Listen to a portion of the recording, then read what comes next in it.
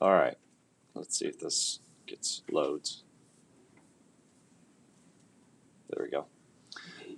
This is not at all the main thing we're looking at today. But the first thing I just want to show you, because it relates to piecewise functions, is called a step function. You don't need to write anything down for this. We're not going to practice problems on this, but I just want you to see it. There is another type of, it's a type of piecewise function called a step function. Now looking at this graph, you can see why they would call it a step function. I know it's blurry, but you can see how it steps up. And hopefully you see how it's a piecewise function, because over here, it's giving us an equation, and it's saying we want it for this chunk. We want it for right here. Then it gives us another equation. We want it for this chunk. Another equation in this chunk. And this step function is more of how you would see these piecewise functions used in a story problem. Like something like this. If you're talking about maybe parking, if you park in an airport lot or a long-term parking lot or whatever it might be, they don't charge you by the hour. They charge you by the day. So whether you are there for like 1 hour or a full day, it might cost $50. Or whether you are there for 1.1 days or 25 hours or 48 hours, it's going to cost you $75. So there are certain situations where we don't have a small decimal for every single value, but the numbers are chunked together. And when we put those chunks on the graph, that's where we get these steps, these categories. So again, we are not going to work a lot with step functions at all, but I just want to connect that back to the piecewise functions that we looked at yesterday. The main thing that we will be looking at today is an absolute value function. Now, I'll preface all this with this. If you understand and can pick up what we're talking about today, it's going to put you in a really good position a year down the road, well, technically 2 years down the road, when you are in Algebra 2. In Algebra 2, we spend the first three-ish, well, really we spend out of the 12 weeks, we spend like 8 of them on some of the rules that you're going to learn today. All right? So if we can focus in and get a few of these things, these rules are going to pay off big time when you all get to Algebra 2, because I'm going to have all of you back in Algebra 2, right? You're not going anywhere. Right. You're not going to data, Micah. You are staying with me. You're going to Algebra 2. Right, Enrique? Yeah. Sitting up and having our eyes open and like looking at the screen would help. There you go. So an absolute value function looks like a what? What shape does that look like? A V, like in value. So when we have an absolute value function in its most basic form, we would call that the parent function. And it looks like just a V right here at 0, 0. So that's our starting point. Everything that we talk about is based off of what this parent function looks like, what this absolute value function looks like. Now, similar to how we have y equals mx plus b, similar to how this is our y-intercept and it moves us up or down, whatever is outside of the absolute value is going to move us up or down. If you see right here in the black, this is our parent function. And if we put plus 3 to the end, that moves us up 1, 2, 3 units. And now we have that same shape, but it's just moved up 3. So anything that happens out here, just like our y-intercept moves us up or down, anything that happens outside of the absolute value moves us up and down. That would be like our y's. We good with that so far? Outside moves up and down? Okay. Now, inside the absolute value moves us either left or right. Why, if the black is our parent function, right here, why is it kind of weird that we moved over 2 units to the right? Why, looking at that equation, is that kind of odd that that's where we moved?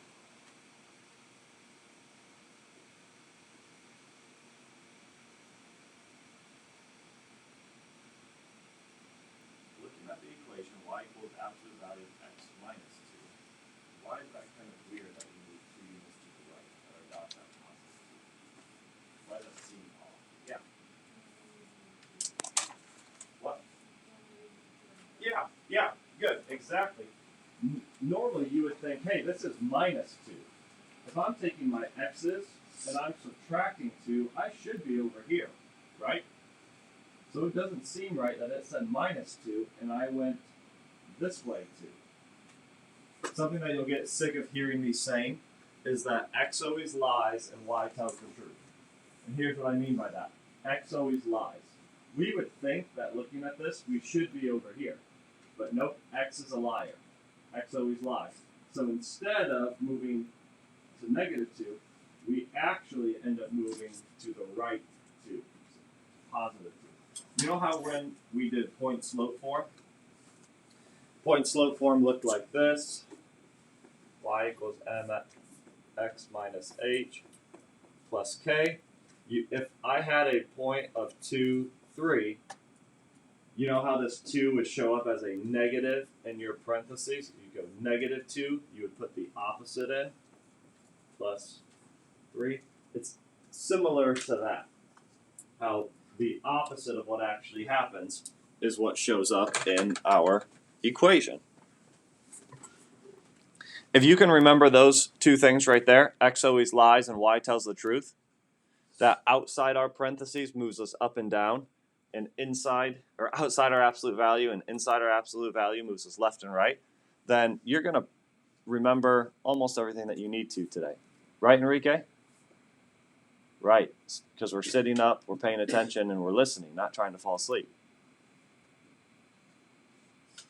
There you go. That's almost better. Now, this is like the complicated version of the absolute value function that you'll see in Algebra 2. If you want to write this down, I'll give you just a couple of things to pay attention to. Don't write down the blue boxes. If you just want to write down this right here, then that will be all that you need for notes today. So I'll give you about 30 seconds to do that.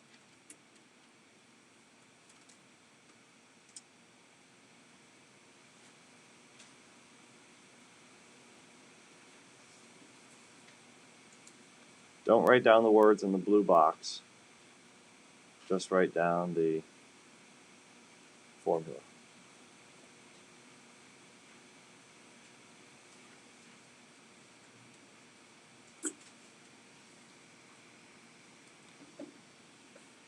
Now we had that formula.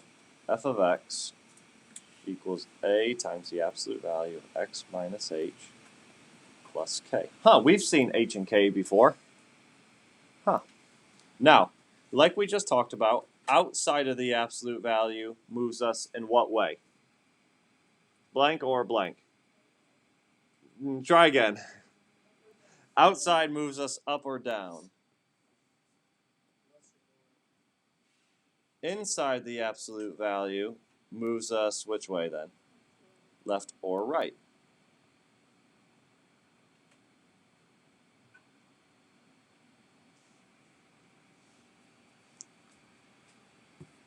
The last piece of this is this a value out front.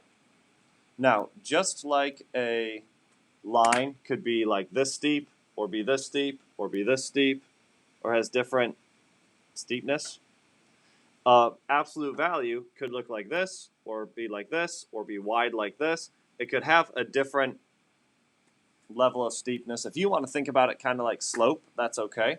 But this a value out front, whatever we're multiplying by, that would make us either skinnier. Oh, no, skinnier is the wrong word. Narrower. Sorry, erase. Narrower or wider. So that value out front, it'll make it either so this is our normal absolute value. That a value out front will make it so we're either like this, or if this is the normal, it'll make it so we're like this. We're narrower or wider.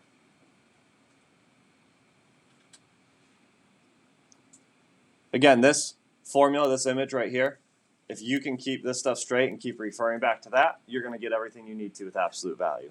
The last thing I would write down on your page is x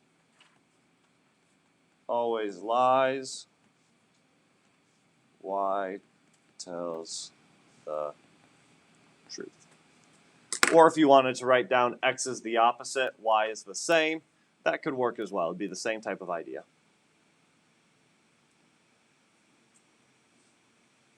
Whoa. No, no, no. Dang it. Nope. Okay.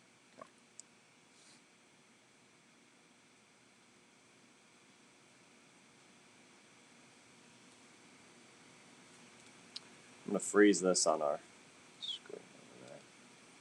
We'll refer back to that.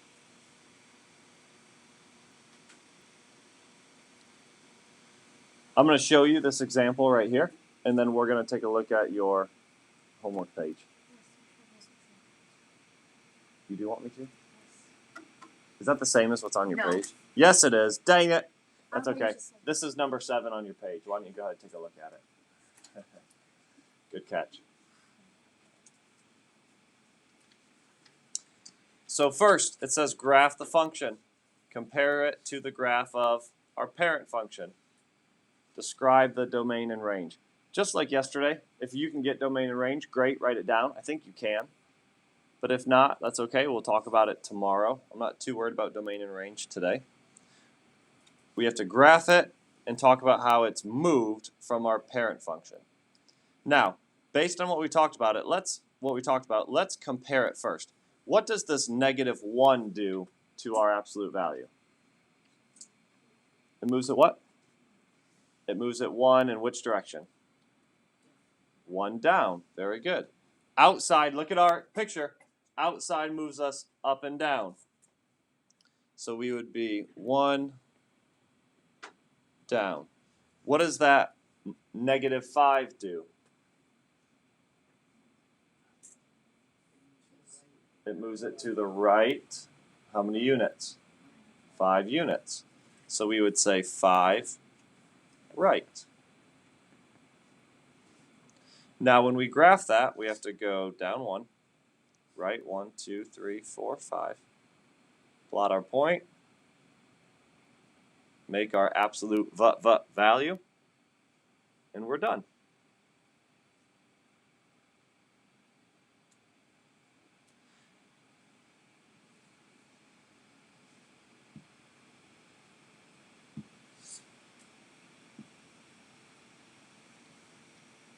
Why don't you try number 6, and then we will talk about number 8. Did you already do number 6? You nailed it? Oh, you did. Nice job.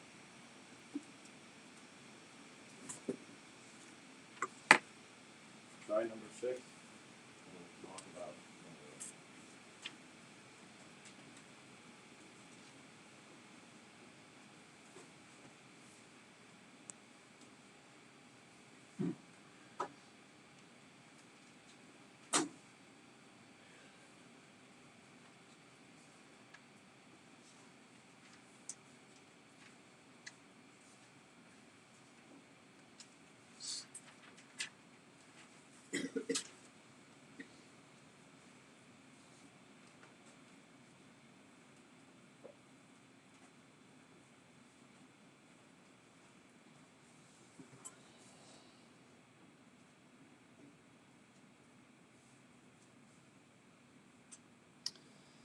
In number 6, there is nothing happening in our absolute value, so that means we are not moving left and right at all.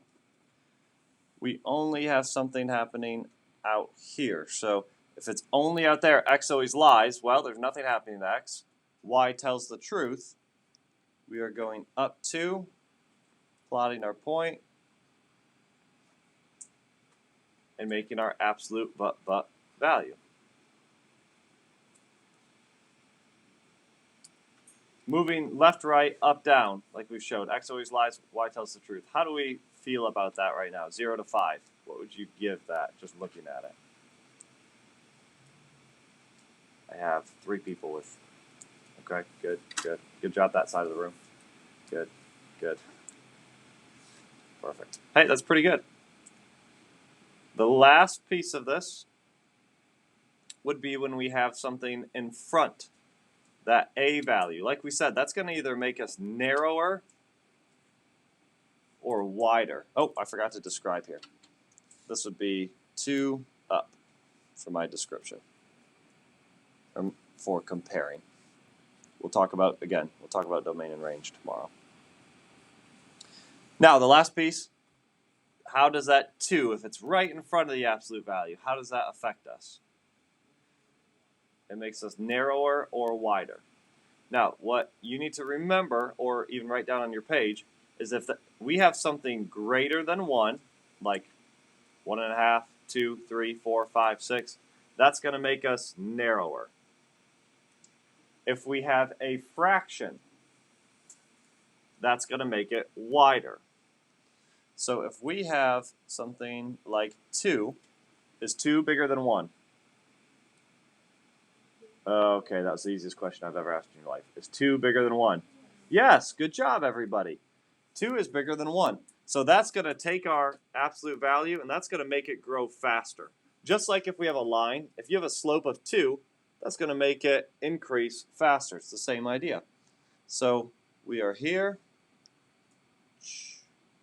and we just need to make a skinnier absolute value. That's all I'm looking for. It doesn't have to be perfect. It just needs to be skinnier, not skinnier, narrower than the other ones that you make.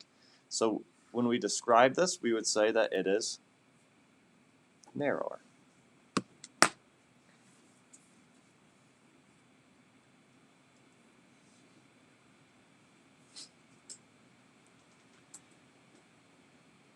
You guys are doing good. We've got one more, or a couple more to look at here.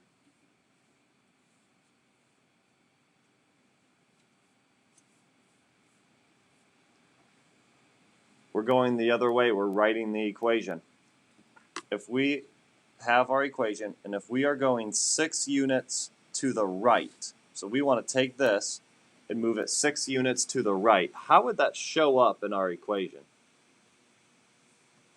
We know that moving left and right would be in our absolute value, so it's got to happen in here. But how would that show up? Yeah. Is it? Yeah, we would have a negative 6 inside our absolute value. So it would be x minus 6. It'd be the opposite. If we needed 3 up to show up in our equation, we know up and down happens outside, out here.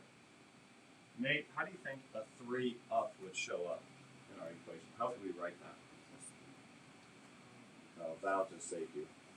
Val said it would be plus 3 at the end.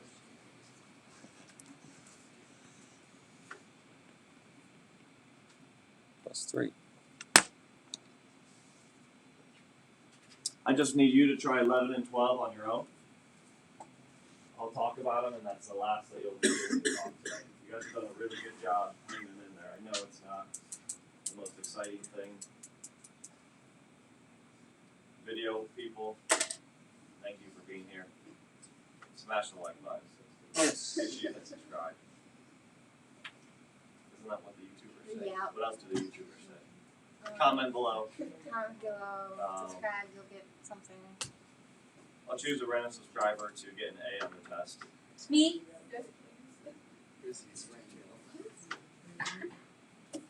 I know, is that right?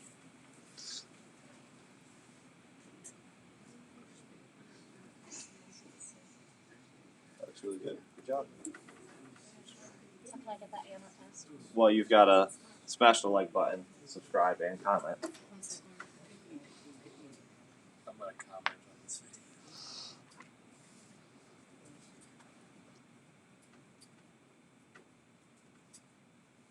Smashed it. Yeah, whatever.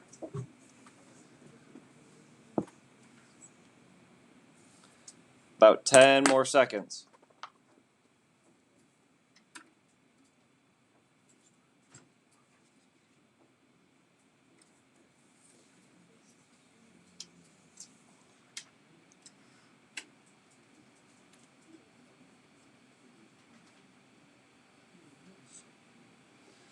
So for number 11, we are 2 units up.